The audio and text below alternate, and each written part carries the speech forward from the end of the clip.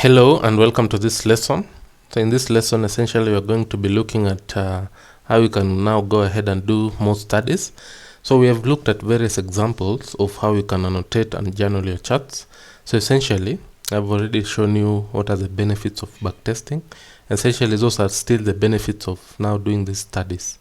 So in this lesson, I'm going to show you actually that you need to now go back into your charts, and then whichever asset class you chose or asset, for instance, I'm looking at the Euro USD daily chart. So remember, you're doing this on Euro USD and dollar index because you have to always do the same thing you're doing on the pair you're trading with your benchmark. So essentially, you want to go back and backtest and journal the exercises I've shown. But now for you to now backtest, you need to go back. For instance, if you're in this day, this is the 29th of March 2024, then you're going back 6 months back. All this information here, this is the daily chart, but now using the examples I've shown and the lessons we've already looked at of how to do your annotations and your logs, you need to go back through these days. Essentially, the amount of data you can get depends on your TradingView subscription, but the basic plan will get you enough data for you to do enough studies. So you have to do now, look at the time sessions we have already looked at, look at the days of the week, just do the annotations in your charts. Maybe for example, you're doing for Friday, you're doing for Thursday, going back in time every single of these days, and you're doing the same things you have already shown as examples in our previous lessons. You're doing time sessions, days of the week, session highs and lows, daily highs and lows, weekly highs and lows of days that have already printed, of days that have already occurred in your charts. So you're not looking at so the next step, of course, you'll now go and now start looking at the next day what will happen. So you start now forward testing. So that is what forward testing is. But what I'm talking about here now, before even you start forward testing, is back testing the data that has already printed and the market has already moved in whichever direction it moved. So you're not looking at the direction at this point. You're just focusing on the information that we have already outlined. Those are the key information. So of course, that's what you need to focus on first to develop a good foundation now for you to start going even further into the concepts and seeing how you'll now use that information in future. So essentially, once you have looked at weekly highs and lows, everything, annotate it and journal it in your study journal. So make sure everything you screenshot, you keep it neat, and you make your observations and screenshot it and record it in your journal. That study journal now is what you're going to use in future now to go back and study and look at the information you've put.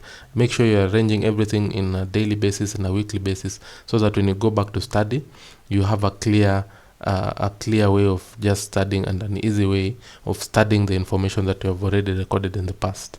So essentially, once you do, basically you want to go back to at least 6 months of data. So start by backtesting. That's where you start now.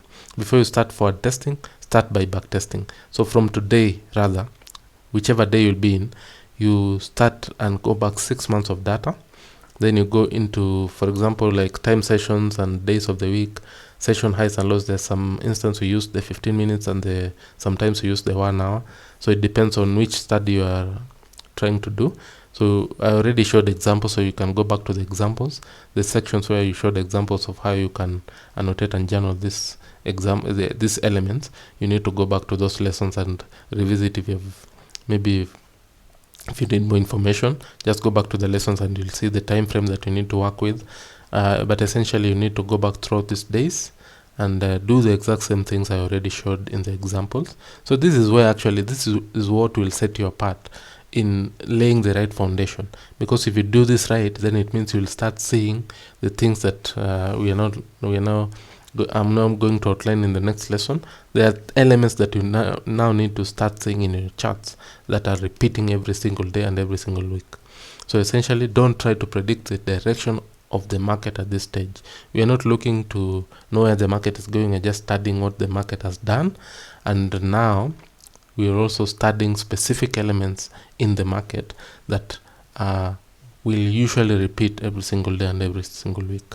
So essentially, that's how you can go ahead and do some more studies, and this will give you a lot of information actually, and you'll start seeing actually certain things that are repeating in the charts.